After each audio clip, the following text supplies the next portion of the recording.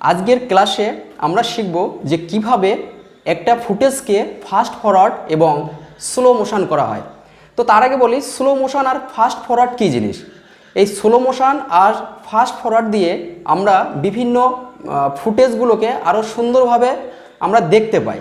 তো দেখুন, আমরা যখন ইন্টারন্যাশনাল কোনো খেলা দেখে থাকি, যেমন ক্রিকেট বা ফুটবল খেলায় যখন ফাউল হয়ে থাকে তখন রেফারি কী করে, সেটাকে ক্যামেরার সাহায্য নেয়। তো ক্যামেরার সাহায্য সেই ফাউলটাকে সুন্দরভাবে আমরা কিন্তু ক্যামেরার এপারে বসে কিন্তু অডিয়েন্সরা সেটা দেখতে পায় যে কিভাবে ফাউলটা হলো। তো এখানে স্লো মোশন ব্যবহার করা হয়, ঠিক আছে।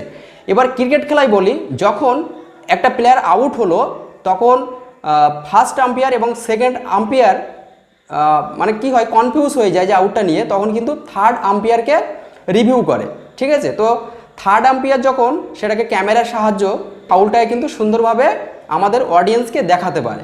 তো এখানে আমরা স্লো মোশনটা ব্যবহার দেখে থাকি। বা কোনো মুভিতে আমরা দেখি কোনো নায়ক যেমন বাস থেকে বা কোনো গাড়ি থেকে বা সিঁড়ি থেকে নামছে, তখন নায়িকার সাথে একটা ধাক্কা লাগছে বা একটা সম্পর্ক তৈরি হচ্ছে, সেই জিনিসটাকে কিন্তু খুব সুন্দরভাবে আমরা অডিয়েন্সরা স্লো মোশনের সাহায্যে বুঝতে পারে যে কীভাবে ধাক্কাটা লাগলো, ঠিক আছে।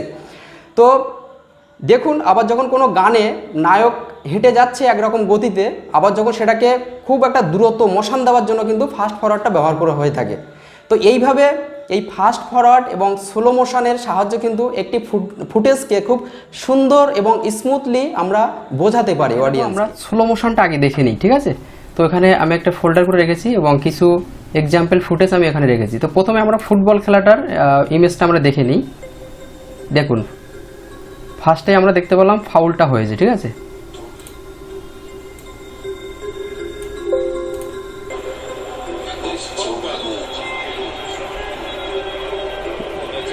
দেখুন,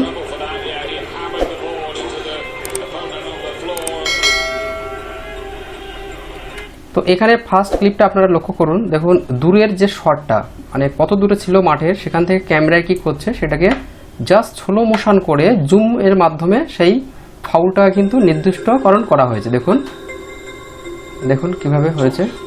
তো এইভাবে কিন্তু এইখানে আমরা স্লো মোশনটা ব্যবহার করে থাকি, ঠিক আছে। জাস্ট আরেকটা এক্সাম্পল আমরা দেখব ক্রিকেট খেলা, ঠিক আছে। তো ক্রিকেট প্লে আমরা এখানে দেখব। জাস্ট দেখুন,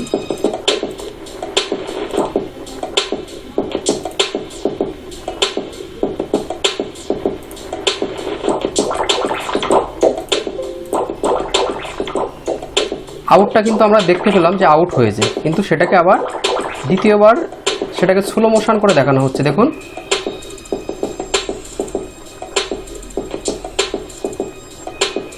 স্লো মোশন পুরো পরিষ্কার আমরা বুঝতে পারছি, ঠিক আছে। তো স্লো মোশনগুলো ঠিক এখানে ব্যবহার করা হয়। তো আরেকটা এক্সাম্পল আমরা দেখে নিই। দেখুন,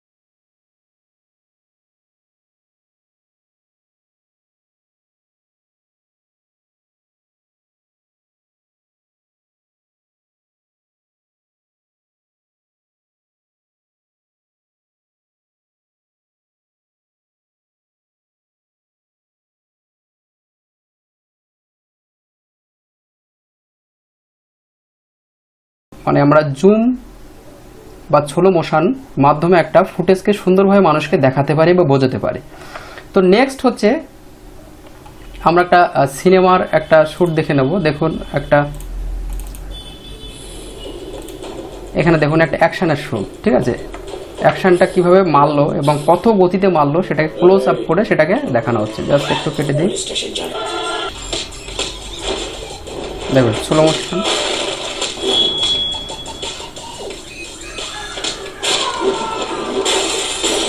fast forward and slow motion.